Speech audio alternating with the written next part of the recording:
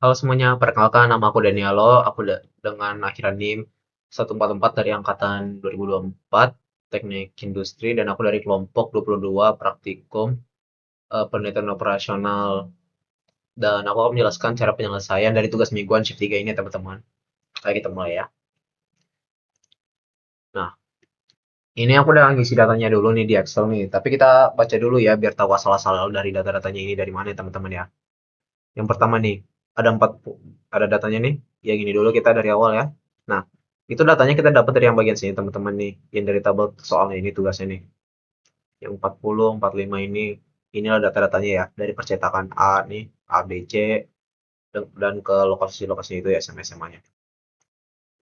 Nah, kalau yang demand-demandnya ini, kita dapat dari yang ini teman-teman. Ini kan ada dibilang nih, buku-buku yang telah dicetak kemudian dikirimkan ke via tuh SMA yang memiliki permintaan. Permintaan itu kan adalah demand ya, demand itu kan adalah bahasa Inggris dari permintaan ya. Jadi permintaan adalah 150 di SMA 1 dan sampai SMA 4 ya 150, 130, 170 dan 180. Udah pasti. Nah, kalau yang kapasitas paletnya ini kita dapat dari ini teman-teman. Hanya kayak percetakannya ini hanya bisa dengan kapasitas berapa pengemasan yaitu 250, 180 dan 200. Oke. Oh ya, ini kan ada demand sama kapasitas teman-teman, tapi pasti ada yang nanya, ini oke-nya ini apaan? Nah, oke-nya ini aku udah nulis tadi rumusnya ya. Nah, kalau oke-nya ini kita pertama nentuin dulu apakah ini oke atau tidak gitu, kayak nambahin dummy gitu ya. Nah, ini kan ada if sum. Sum itu kan adalah total. Nah, sumnya ini kita yang pertama memakai kapasitasnya ini. Dan ini ada nih, if kapasitas sama dengan value if true ini kan ini sama yang ini nih, sama yang dengan demand, hasilnya akan oke. Kalau tidak, akan ditambah dengan dummy. Jadi value if false itu misalnya nih, dari kapasitas ini totalnya berapa, dan dari demand ini totalnya berapa, bila hasilnya tidak sama, akan ditulis tambah dummy. Tapi jika sama hasilnya, sum dari ini dan sum dari ini, hasilnya akan ditulis oke. Kan jadi kan aku udah nulis nih, jadi hasilnya adalah oke, karena hasilnya sama ya teman-teman. Nah, ayo kita mulai yuk. Ini kan tabelnya masih ada yang belum diisi ya. Jadi kita kerjain sama-sama ya. Nah, kalau yang ini sih nggak usah kita isi dulu, tapi kita ngisi dulu yang ininya teman-teman. Kita isi ya. Nah, kalau demand ini kan udah diisi. Tapi kalau yang demand ini, kita simpelnya kayak gini aja teman-teman. Sama dengan sum, salah. Sum, pilih tab, yang ini aja. Dari 1 sampai 3, kita enter. Kan hasilnya 0 ya, karena masih belum ada isinya. Jadi kita tinggal drag aja, karena yang lain juga sama ya. Sum dari yang 1 sampai 3 ini. Nah, kalau yang kapasitas ini juga sama dengan sum. Tapi bedanya kan tadi yang dari atas ke bawah, kalau ini miring ya. Ini kita enter, dan kita drag aja. Nah, ini kan udah kita tulis nih ininya. Sumnya ini berapa? Sumnya ini kan masih 0 nih. Ini juga masih 0. Nah, tapi yang paling kita ingin tahu itu adalah biaya minimumnya ini nih teman-teman nih. Ini kan ada dibilang nih di soalnya. Agar total biaya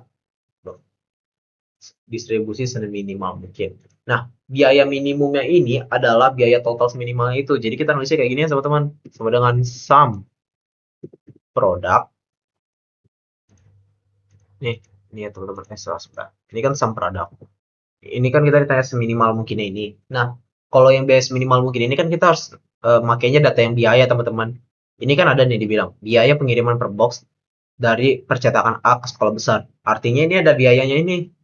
Misalnya dari cetakan A ke SMA 1 ada 40 dan seterusnya ya teman-teman. Jadi kita makainya yang biaya. Jadi kita pilih dulu yang ini nih.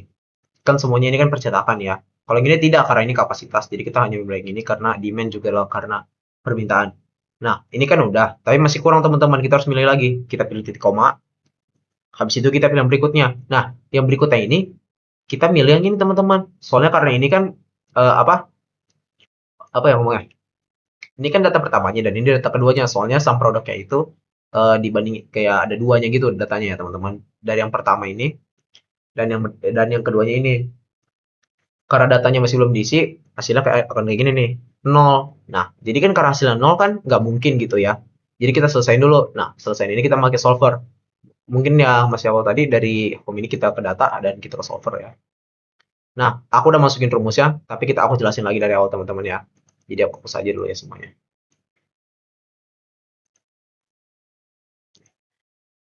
Hapus dulu.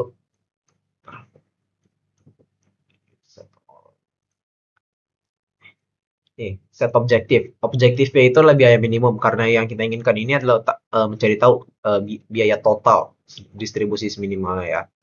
Nah, kita milih min karena yang kita inginkan adalah seminimal, bukan maksimal. Jadi kita milihnya min ya, teman-teman ya.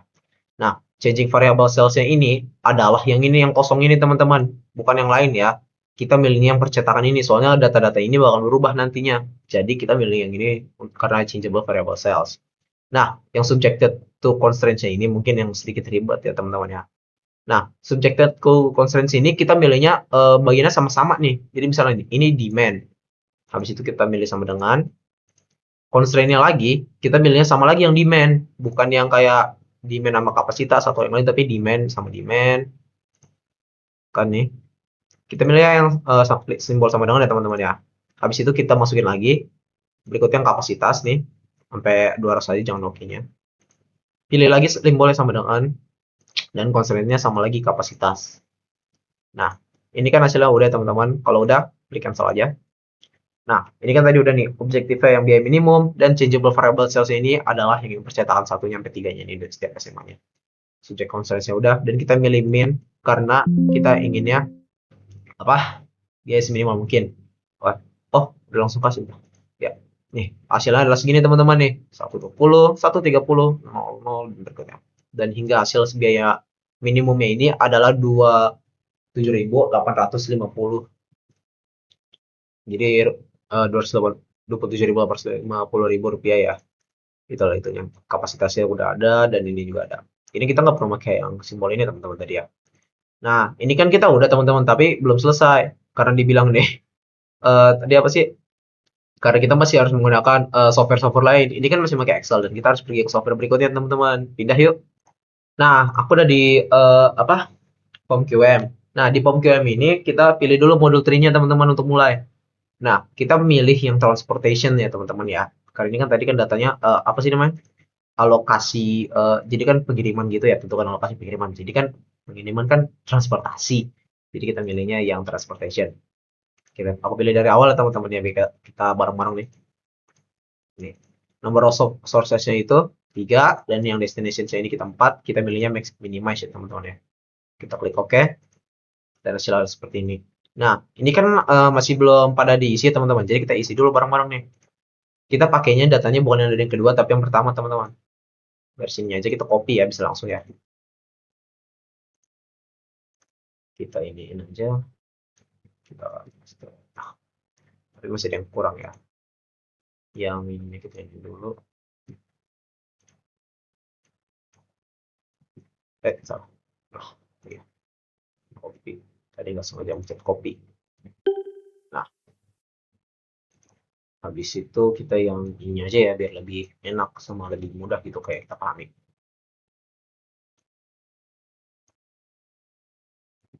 Tadi apa sih, kapasitas. Nah, ini kan udah ya, teman-teman. Habis itu kita pilih solve. Oh iya, hampir lupa. Ini kita kan ada minimize dan ada station, ada starting methodnya ini. Nah, kalau starting methodnya ini kita milih minimum cost method ya, teman-teman, karena minimal data minimal itu. Jadi kita milih minimize dan kita juga harus milih yang starting methodnya, yaitu minimum cost method. Nah, kita solve dan hasilnya lalu seperti ini. 120 sama kayak tadi di Excel, teman-teman, hasilnya tuh. Nih, kan 70, 120, 30. Tuh. Nah, tapi kita bisa lagi ngeliatnya pakai dengan yang shipping list, no. Dia lebih detail loh. Jadi percetakan satu ke SMA 1 hasilnya segini nih, yang kedua segini, dan yang seterusnya juga, no. Kan muncul tuh kan, teman-teman. Jadi kalau mau lebih detail bisa pakai yang shipping list aja, teman-teman ya. Ya, ini kan udah, tapi kita masih harus ke yang berikutnya ini, teman-teman. Ini karena kita udah pakai Excel dan Form QM, kita harus pindah ke yang 3. Nah, yang ketiga ini adalah kita pakai RStudio. Nah, aku udah dipindah ke RStudio ya, teman-teman. Nah, mungkin udah bisa teman-teman lihat. Aku di sini udah masukin datanya, tapi aku jelasin dulu satu persatu ya, teman-teman, agar kita lebih mudah paham ya. Nih, yang pertama adalah menginstal library-nya ini. Nah, library-nya ini mungkin teman-teman udah pernah lihat di video-video sebelumnya. Library-nya ini kayak misalnya apa ya? Buku ya, teman-teman. Library ini kita ada buku dan kita itu ngambil buku. Misalnya nih, ini kan kita di perpus. Kita kan kayak mau dapet ilmu lagi kan, kayak kurang tahu gitu. Jadi kita ke perpus, ambil bukunya buat kita baca lagi. Jadi kayak library itu kayak ya simpelnya itu sih library kan sebagai perpus ya. Nah, install library untuk diaktifkan dan package ini adalah bukunya ya, teman-teman. Jadi kita aktifin dulu nih. Nih, aku kan tadi udah aktifin, jadi kan kelihatannya kayak gini. Tapi kalau buat teman-teman yang kayak baru pertama kali ngaktifin nggak bakal kayak gini, jadi nggak begitu. Jadi nggak usah dikhawatirin ya teman-teman. Ini kan bisa bisa install lagi, tapi aku nggak usah pencet. Kalau udah aktif, kalau misalnya belum tahu gitu, ke packages, habis itu teman-teman cari aja nih, kan solve nih, episode. Nah, kan udah aktif dong. Nah, berikutnya adalah kita masukin datanya ini. Ini belum diubah tadi ya. Masukin data. Sih pengiriman buku aja simpel ya.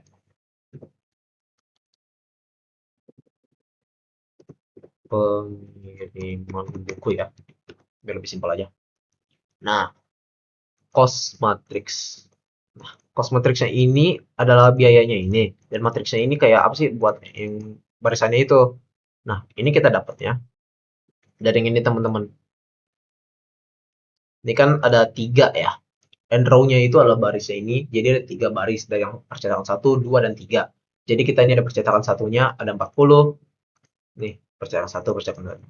Datanya seterusnya ya, 40, 45, 50, 55, 40, 45, 50, 55, dan seterusnya ya. And row-nya 3. Dan by row-nya ini adalah kayak bilang datanya ini emang udah benar gitu, udah pasti ya.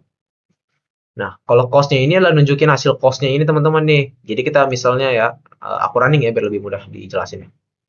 Running. Nah, kan muncul tuh cost-nya adalah seperti ini.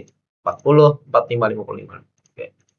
Nah, berikutnya adalah memasukkan data demand dan kapasitas. Nah, tadi kan data demand sama kapasitas kan kita udah cari tahu ya teman-teman ya. Di mana sih kan? Ini. Demand-nya nih segini dan kapasitas ini. Kapasitas ada 3 dan demand-nya ada 4 ya teman-teman. Ini kapasitas 3, demand ada 4.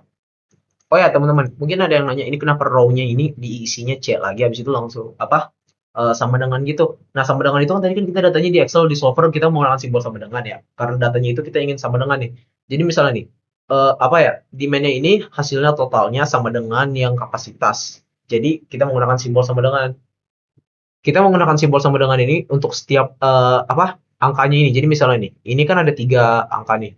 250, 180 dan 200. Jadi kita menggunakan 3 sama dengan. Tapi kalau misalnya lebih, kalian bisa menggunakan lebih. Ini kan aku yang 3 pakai 3 dan yang 4 ada 4 juga ya kolomnya nih. Jadi kan ada 4 tuh. Row itu ke bawah dan kolom ke sampingnya teman-teman ya.